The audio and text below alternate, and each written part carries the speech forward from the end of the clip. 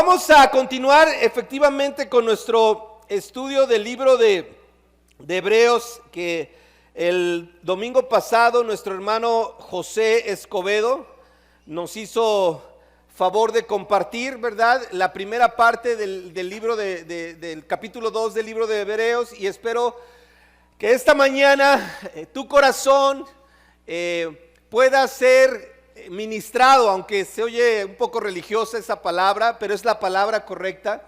Es decir, que tu corazón pueda ser cubierto en sus necesidades espirituales para que salgas de aquí con muchos deseos de hacer cambios en tu vida, con una inspiración fuerte para agradar a Dios, nacida de una voluntad propia personal, no algo que tienes que o debes de, pero algo que deseas, algo que quieres. Ese es nuestro propósito. Así es que acompáñame a hacer una oración y vamos a entrar directos a nuestro estudio de Hebreos capítulo 2, versículo 10. Acompáñame, por favor.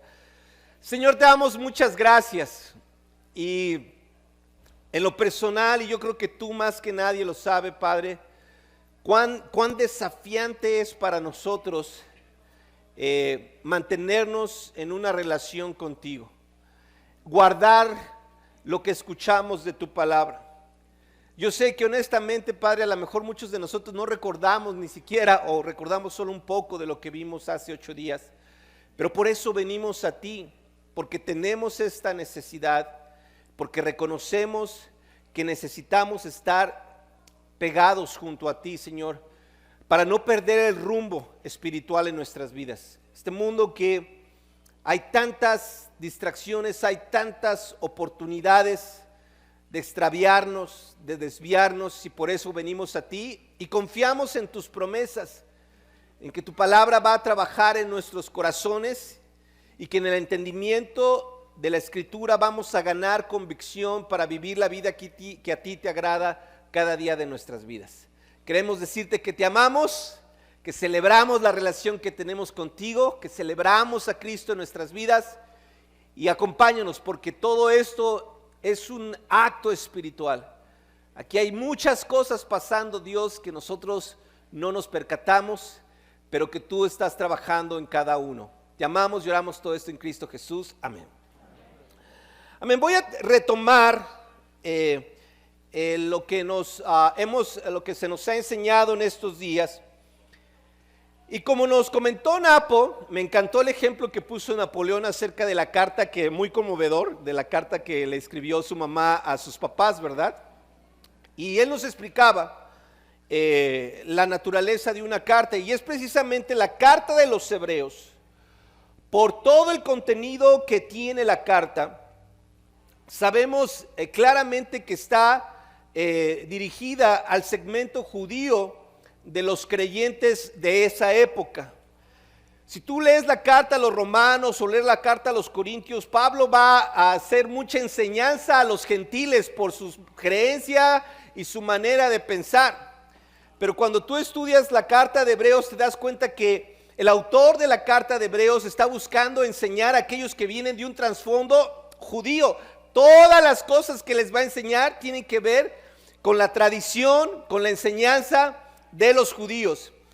Y algo que es muy interesante y que estaba reflexionando es que la carta de Hebreos está dirigida a instruir a aquellos que se habían convertido del judaísmo a Cristo, y los va a instruir en las cosas de Dios basadas en la palabra de Dios. Amén. ¿Por qué quiero hacer énfasis en esto? Porque la mayoría de nosotros, cuando venimos a Cristo, cuando conocemos de una manera profunda, porque yo creo que la mayoría de nosotros, al menos en nuestro país, todas las personas tienen conocimiento de Dios y tienen conocimiento de Jesús. Ese no es el problema. El problema es que no tenemos un conocimiento basado en las Escrituras, ¿ok? Entonces el autor de Hebreos va a instruir a los judíos en lo que es la enseñanza correcta. Y es exactamente lo mismo que pasa con nosotros. Nosotros venimos de distintos trasfondos. La mayoría venimos de la religión tradicional de nuestro país y eso es lo que viene en nuestras mentes. Y déjame decirte algo, que cuando te bautizas, eso no cambia. Tus pecados son perdonados, ¿sí? Tu nombre es escrito en el libro de la vida, ¿verdad? Pero tu mente necesita ser transformada, porque sigue habiendo todos esos pensamientos, todas esas ideas, y ahorita lo vamos a ver lo que la Biblia nos enseña, ¿ok? En Marcos 12:1 leemos, dice, Jesús comenzó a hablarles por medio de parábolas. Les dijo, un hombre plantó un viñedo y les puso un cerco. Preparó un lugar donde hacer el vino y levantó una torre para vigilarlo todo. Luego alquiló el terreno a unos labradores y se fue de viaje. A su debido tiempo mandó un criado a pedir a los labradores la parte de la cosecha que le correspondía. Pero ellos le echaron la mano, lo golpearon y lo enviaron con las manos vacías. Entonces el dueño mandó a otro criado, pero a este lo hirieron en la cabeza y lo insultaron. Mandó a otro criado y a este lo mataron. Después mandó a otros muchos y a unos los golpearon y a otros los mataron. Todavía le quedaba uno, su propio hijo, a quien quería mucho. Por último lo mandó a él pensando, sin duda respetarán a mi hijo. Pero los labradores se dijeron unos a otros, este es el que ha de recibir la herencia, matémoslo y será nuestra la propiedad. Así que lo agarraron, lo mataron y arrojaron el cuerpo fuera del viñedo, ¿verdad? El autor de Hebreos dice que cuando en el capítulo 1 enseña, dice que Dios ha hablado por mucho tiempo y de muchas maneras. Y Jesús se refirió a esto en la palabra de los labradores malvados. Y dice que Dios envió a un criado y envió a otro y a todos ellos los maltrataron, los golpearon y algunos de ellos lo mataron.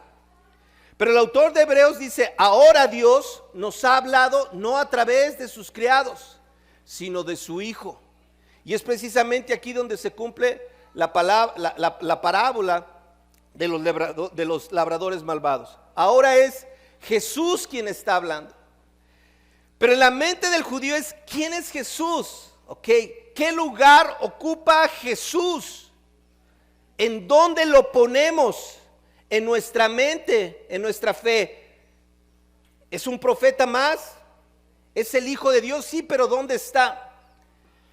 El capítulo 1 de Hebreos está dedicado a aclarar que Jesús es superior ¿a quién? A los ángeles. Porque por alguna razón en la mente de los judíos pensaban que los ángeles eran superiores a Jesús.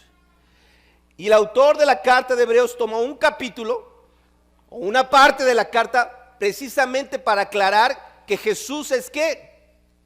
Superior a los ángeles. Después vamos a ver el capítulo 2, que es el capítulo que vamos a estudiar el día de hoy. Pero en el capítulo 3, ¿qué crees que va a enseñar el autor de la carta a los hebreos? ¿Cuál era la figura máxima? El líder principal del pueblo judío. ¿Quién era? Moisés. Moisés era el más grande de todos los hombres de fe, de todos los hombres de Dios. Para los judíos, al día de hoy, Moisés es el más grande. ¿Y qué va a hacer el autor de la carta de Hebreos en el capítulo 3? Va a explicar que Jesús es superior a Moisés. ¿Sí me explico? Porque ellos en su mente no tenían claro dónde deberían de poner a Cristo. Y esta es la enseñanza que el autor de la carta de Hebreos les va a dar y les va a aclarar con las escrituras por qué Jesús es superior a Moisés. Amén. En Mateo 28:19, todos nosotros conocemos este pasaje. Dice la escritura, está hablando Jesús: vayan pues a las gentes de todas las naciones, háganlas mis discípulos, bautícenlas en el nombre del Padre, del Hijo y del Espíritu Santo, y enséñenles a obedecer todo lo que les he mandado a ustedes. Y es lo que te decía, a veces pensamos, ¿verdad? Vamos y hacemos discípulos, los bautizamos en el nombre del Padre, Hijo y del Espíritu Santo, pero después todos nosotros debemos de ser enseñados a obedecer todo lo que Jesús nos ha mandado. No porque ya nos bautizamos, lo sabemos todo. Y al igual que los judíos a los cuales está dirigida la carta de Hebreos, nosotros necesitamos despojarnos de un montón de cosas que nosotros creímos, con las cuales nosotros vivimos, que fuimos enseñados, pero que no son correctas de acuerdo a la palabra de Dios. Tenemos una hermana precisamente en León, es una hermana que queremos mucho. Ella es, a ver si lo digo bien, ella es guía de guías Montessori, ¿no? No es guía Montessori, sino es la que entrena a las guías Montessori. Y ella, yo le decía a ella, que yo creo que de todos es la que más capacitación ha recibido. Ella ha recibido cualquier cantidad de cursos, cualquier cantidad de cursos. Siempre está metida en un curso o siempre está dando un curso. Es una mujer muy preparada. ¿Sí? Y cuando platicábamos con ella, yo fui muy directo con ella y ella lo sabe y ella lo entiende. Y le dije, hermana, todo esto son herramientas, son recursos, son cosas que nos pueden servir. Pero nunca podemos anteponer toda esta enseñanza humana a la palabra de Dios. Primero está la Biblia, primero está Cristo y después está todo lo demás. Hay una parte que me encanta, dice Johannes Kepler, dice, la ciencia simplemente son ideas de los pensamientos de Dios. En otras palabras, Dios establece las leyes de la física y luego nosotros las descubrimos. Me explico, Dios es el creador de todo lo que vemos en esta vida. Y precisamente en Hebreos 2:10 dice, todas las cosas existen para Dios y por la acción de Dios, que quiere que todos sus hijos tengan parte en su gloria. ¿A qué voy con esto? Dios está por encima de todo y de todo conocimiento humano. Porque el riesgo que corremos es que llegamos a la iglesia y de repente Cristo no está arriba, Cristo está aquí en medio y tengo otras cosas en mi vida que yo considero que son más fidedignas, que les tengo más confianza. Y estamos igual que los judíos, poniendo a los ángeles, poniendo a Moisés, ellos en su caso, en su mente, arriba de Cristo. ¿Sí? Nosotros ponemos nuestras ideas, nuestro conocimiento, lo que hemos aprendido, nuestra ciencia, la ponemos por encima de Cristo. Pero es al revés. Cristo está por encima de todos. Déjame comentarte algo. Mi convicción por ofrendar, la convicción de ofrendar, yo no la recibí de la iglesia. Yo no la aprendí de la iglesia. Cuando yo llegué a la iglesia, yo ya tenía una convicción de ofrendar y de ofrendar bien, ofrendar generosamente, ¿sí? Esto yo lo aprendí de estar leyendo libros de metafísica. A lo mejor no sé si algunos de ustedes han leído eso. Metafísica cristiana, ¿verdad? Y leí varios libros, entre ellos uno del Sermón del Monte, increíbles, buenos libros. Y cuando leí estos libros, ¿verdad? Había dos cosas. Uno había enseñanza y conocía acerca de la ley de la siembra y la cosecha, ¿verdad? Y entendí, por eso tengo que dar, por eso tengo que ser generoso, por eso tengo que dar a los demás, ¿verdad? Pero también vi otra cosa, que hacían mucha referencia a la palabra de Dios, a la Biblia. Pero déjame decirte algo, aquellos que están familiarizados con esto. De repente, si tú sigues leyendo eso, te vas a encontrar con que estamos en la era de Acuario. Y el avatar de esta era es Saint Germain. Y de repente hay varios iniciados. Cristo, Mahoma, Confucio, Lao Tse, todos ellos son iniciados. Buda, son iniciados. Y de repente te vas a encontrar con un montón de cosas que esto ya no está en la Biblia. Esto ya no es la verdad de Dios. Esto ya son cosas de los hombres, ¿me explico? Y por la gracia de Dios yo tuve que entender, esto no está bien, esto no es correcto. Esto sí me ayudó y muchas otras cosas más me ayudaron, pero esto no es correcto con la palabra de Dios y tengo que quitarlo y tengo que hacerlo a un lado, porque no es lo que la Biblia enseña. A lo largo de la historia ha habido muchas corrientes de pensamiento, muchas tendencias, y a veces son incluso hasta modas. Pero dice que lo único que permanece es la palabra de Dios. Eso no cambia. Y tenemos que tener mucho cuidado. Sobre todo esto es para los que están más preparados, para los que les gusta estudiar. Porque de repente estas cosas estorban. Yo no digo que sean malas, pero si no somos espirituales, si no aprendemos, ok, esto es bueno hasta aquí. Y esto ya no es correcto. Esto ya no es parte de la palabra de Dios. Debe de haber un discernimiento espiritual y todo debe ser sujeto a Cristo, a su palabra. Amén. Hebreos, como les decía, Hebreos 2:10 dice, todas las cosas existen para Dios y por la acción de Dios. Amén. Eclesiastés 12:3, estuvimos estudiando el libro de Eclesiastés. ¿Te acuerdas cómo termina Eclesiastés 12:13? Dice, el discurso ha terminado, ya todo ha sido dicho, honra a Dios y cumple sus mandamientos, porque eso es el todo del hombre.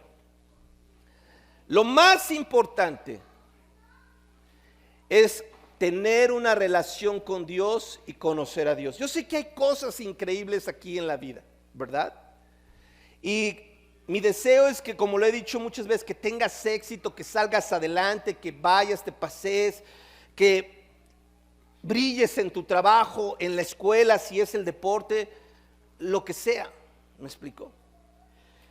Pero si Cristo, si Dios no es lo más importante, de nada sirve todo eso, porque todo eso se queda aquí.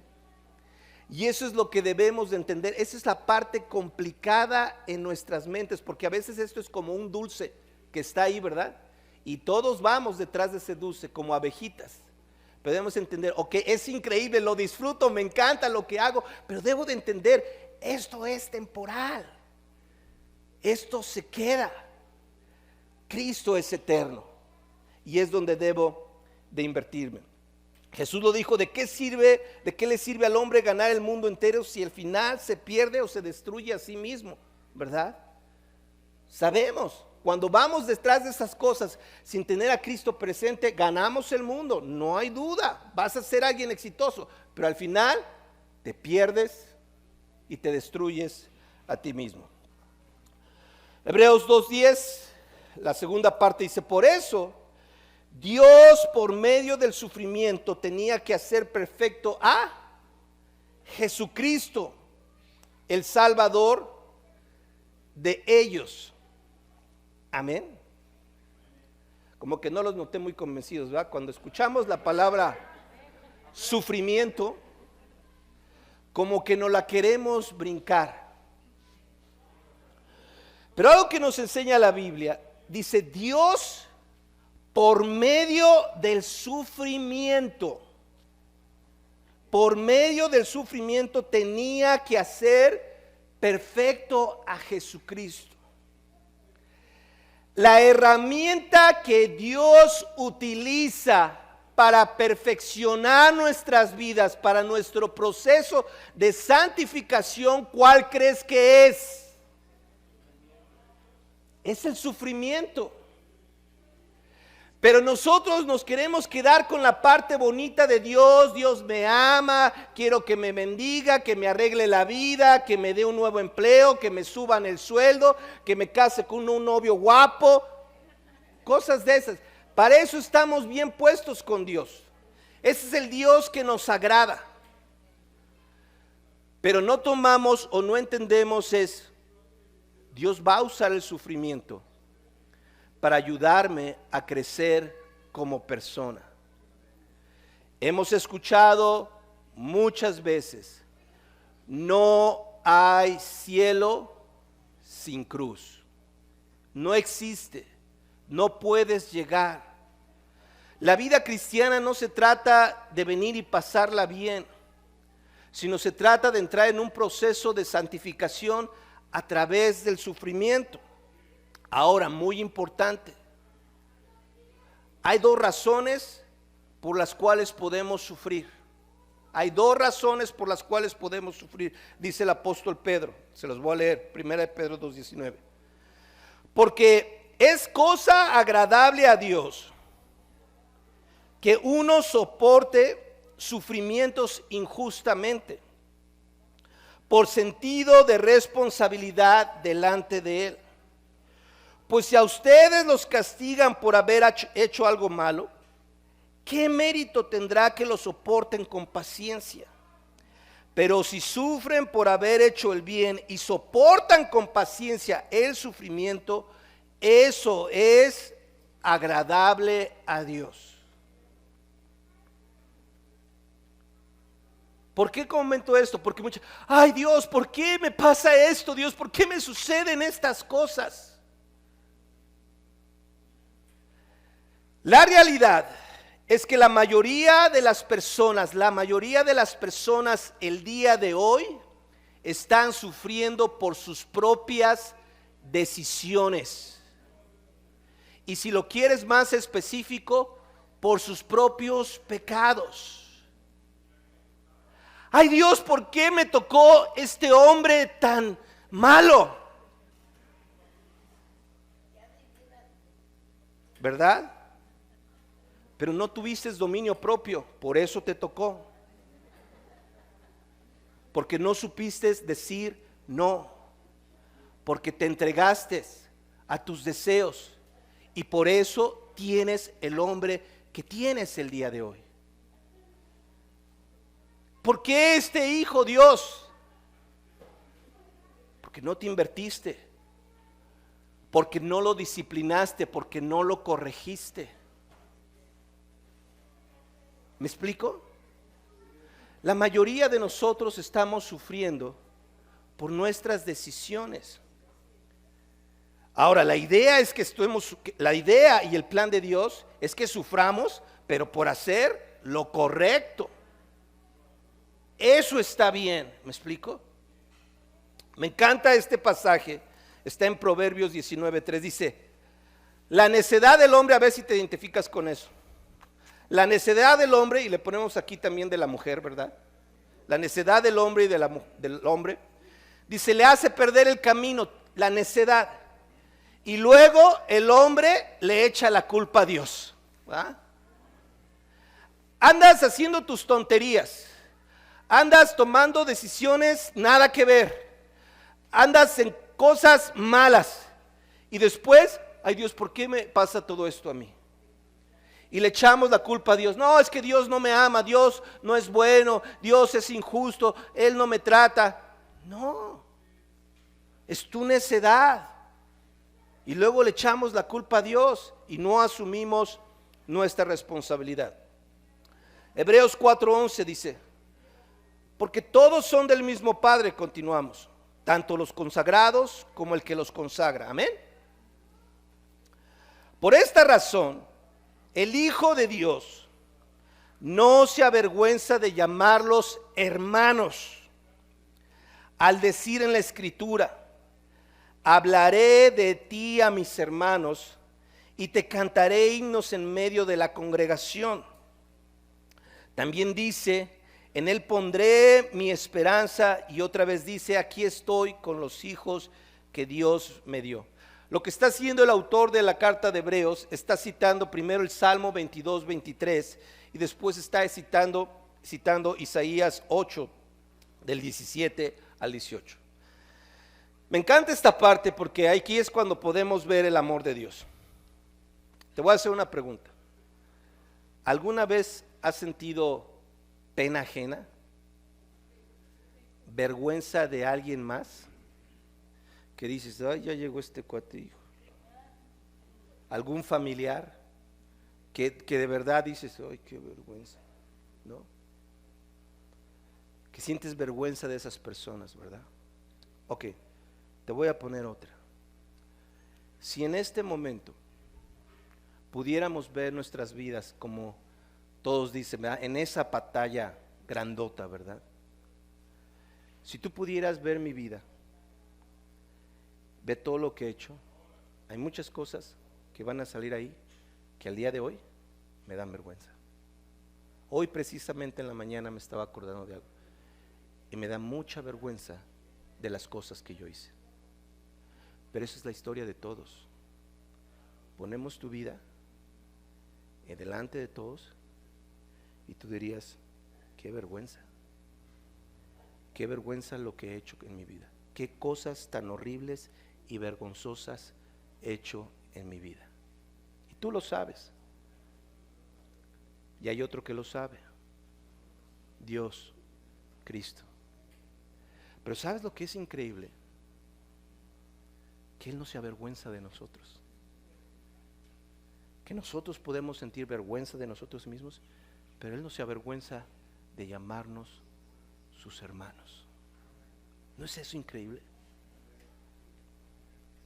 Que Él llega y dice: estos son mis hermanos. Híjole, sí, son mis hermanos.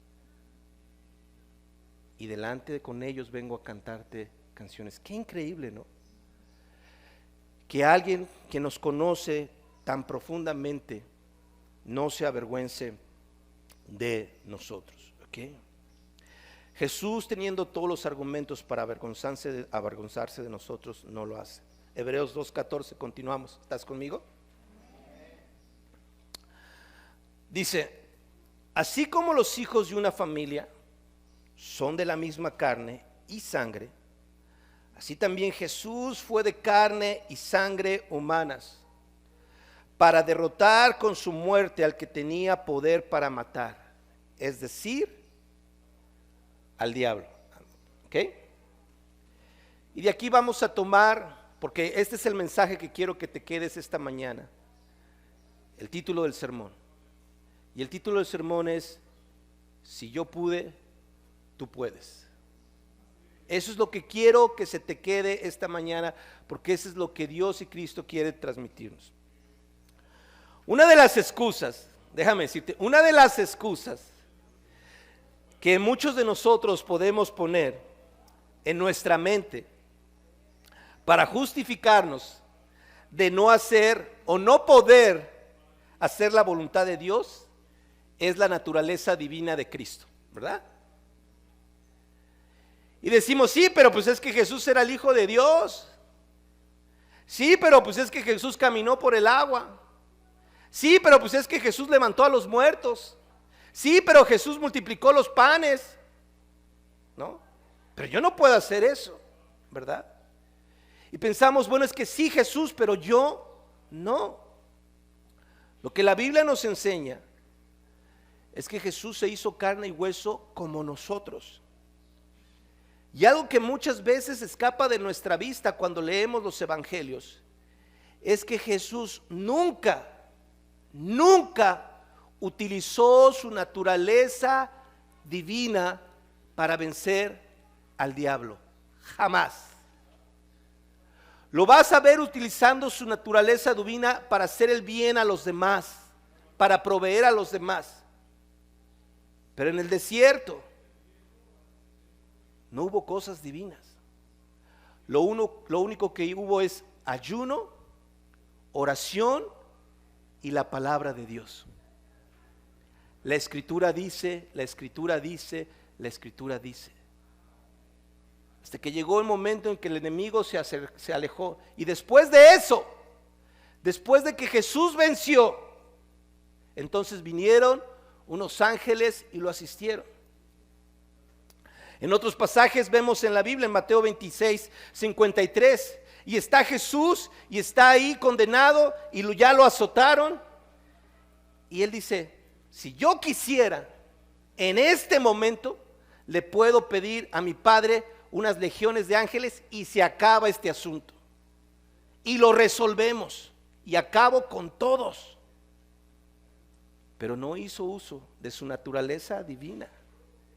Y fue y enfrentó su parte, su sufrimiento, como cualquier otro hombre. Por eso Jesús nos dice, si yo puedo, tú también puedes. Porque no necesitas una naturaleza divina para vivir la vida que a Dios le agrada. Leemos en el 15. De esta manera ha dado libertad a todos los que por miedo a la muerte viven como esclavos durante la vida. Pues ciertamente no vino para ayudar a los ángeles, sino a los descendientes de Abraham. ¿Para qué vino Jesús? Para ayudarte, ¿verdad? No sé si te ha pasado alguna vez. Todos nos pasó. Yo veo, por ejemplo, en mis hijas. Y cuando nació la primera, le costó mucho trabajo caminar. Yo pensé que no iba a caminar, de verdad, así dije, como que no va a caminar mi hija. Le costó mucho trabajo. Y ahí la ayudábamos, ¿verdad? Y vente, hija, y siempre se agachaba y gateaba, ¿verdad? Ella caminó como al año 3 meses, más o menos. La ayudamos y todo, y ya caminó, ¿verdad? Cuando nació la segunda, vio a la primera y a los 9 meses ya estaba caminando. Pero esa es nuestra vida. No podíamos, alguien nos ayuda y ahora podemos, ¿estás de acuerdo? Así son todas las etapas de la vida. Y llegamos a la primaria y no sabíamos leer, pero la maestra nos ayudó, nos enseñó y ahora leemos. ¿Me explico? Y no sabíamos jugar básquetbol, pero el maestro nos enseñó, nos ayudó y ahora jugamos básquetbol. Y no sabías cocinar, cocinabas horrible, pero llegó tu mamá, ¿no? Te enseñó, te ayudó y ahora puedes hacerlo. Y ese es precisamente el mensaje que Jesús nos da. Tú no puedes, déjame ayudarte para que puedas lograrlo. Amén. De ahí viene la escritura en Filipenses 4:13 de todo lo puedo en Cristo que me fortalece. Sabes, por nuestras propias fuerzas no podemos ser personas rectas. Por nuestras propias fuerzas no podemos ser personas justas o tener dominio propio, no podemos. Pero con la ayuda de Cristo podemos lograrlo. Mientras tú dices no se puede, Cristo dice sí se puede, solamente déjame ayudarte. Podemos sentir que no podemos, pero con la ayuda de Cristo lo podemos hacer. Eso es lo increíble. En el 17 dice, y para eso tenía que hacerse igual en todo a sus hermanos, para llegar a ser un sumo sacerdote fiel y compasivo en su servicio a Dios. Me encanta la Biblia, porque cuando vamos a los evangelios, vemos a Jesús llorar, vemos a Jesús enojado, vemos a Jesús frustrado, vemos a Jesús con miedo, vemos a Jesús con angustia, vemos a un Jesús que se siente solo, vemos a un Jesús desamparado, también vemos a un Jesús que se alegra, que ríe, vemos un Jesús que siente compasión, vemos un Jesús que se cansa, que se siente tentado. Vemos un Jesús que sufre la tentación, que le cuesta obedecer. Eso vemos. Y es cuando vemos, Él se hizo como nosotros. ¿Te cuesta obedecer a Dios? También a Jesús le costó, Cuando dice, Padre, líbrame de esta copa, no le está diciendo, ay Dios, qué increíble que me van a crucificar. Le está costando obedecer. Hay una lucha en su corazón, como a nosotros nos cuesta obedecer. Ay Dios, ¿de veras? ¿Tengo que ser paciente? ¿De veras no debo de explotar? ¿De veras debo de ser recto e íntegro ante toda esta bola de abusivos? Cuesta mucho trabajo, pero también a Jesús le costó. Hubo momentos que Jesús dijo, ¿hasta cuándo voy a estar con ustedes? Bueno, ustedes no agarran la onda, cabezones. ¿Hasta cuándo voy a tener que estar con ustedes? Llegó un momento en que Jesús dijo, oye, ¿ya? ¿No te has sentido así?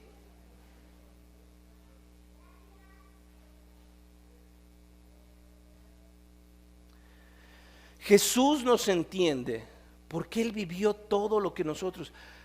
Lo que quiero dejar esta mañana es que no pienses que Jesús es como una especie de primo de Superman, ¿me explico?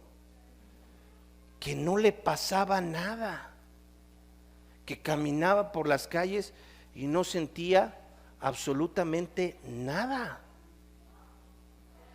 Jesús sintió todo y fue difícil para Él y lloró y sufrió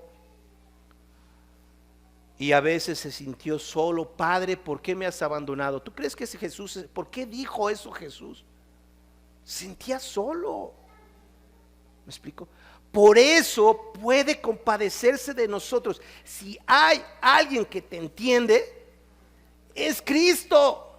Yo a lo mejor no te entiendo, pero Cristo sí. Yo siempre he dicho, te la voy a dejar. Imagínate a que Jesús va entrando aquí, el Hijo de Dios. ¿Tú crees que no hubo más de una mujer que, como decimos, le tiró la onda?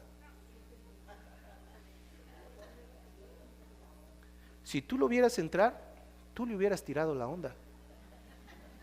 ¿Quién no quiere un hombre así de esposo? ¿Quién no? ¿Tú crees que él no tuvo tentaciones de esa naturaleza? Es decir, yo voy a hacer mi vida, me voy a casar, voy a tener hijos. ¿Tú crees que no hubo eso? Él no se entiende y él supo decir no. En su naturaleza humana. Y si él pudo decir no, tú puedes decir no. No es tiempo, no es el momento, no es ahora. Hay un tiempo para todo. Tú puedes decir no a tus pasiones, tú puedes decir no a tus deseos, tú puedes decir no a tu falta de dominio propio, tú puedes decir no a tus mentiras, tú puedes decir no a todas las cosas que te esclavizan, porque Jesús dice, yo puedo, déjame ayudarte, tú puedes. Amén. Jesús, seguimos leyendo. Y para obtener el perdón de los pecados de los hombres por medio del sacrificio, y como él mismo sufrió y fue puesto a prueba, ahora puede ayudar a los que también son puestos a prueba. Él puede ayudarte. Si el día de hoy estás en una prueba, Él puede ayudarte, pero necesitas darle la oportunidad, porque Él no te va a obligar. Es algo que cada uno de nosotros tenemos que decidir. Amén. Después de 27 años de cristiano, yo también llegué con mis rollos y mi rock and roll y mis ideas y mis cosas, ¿verdad? Me he dado cuenta, Dios ha sido fiel. Lo que tengo el día de hoy es por la gracia de Dios. Pero necesitamos ser fieles y permitirle que nos ayude. Y de esa manera vamos a ver cosas increíbles en nuestras vidas. Les amo mucho, que Dios me los bendiga a todos. Gracias.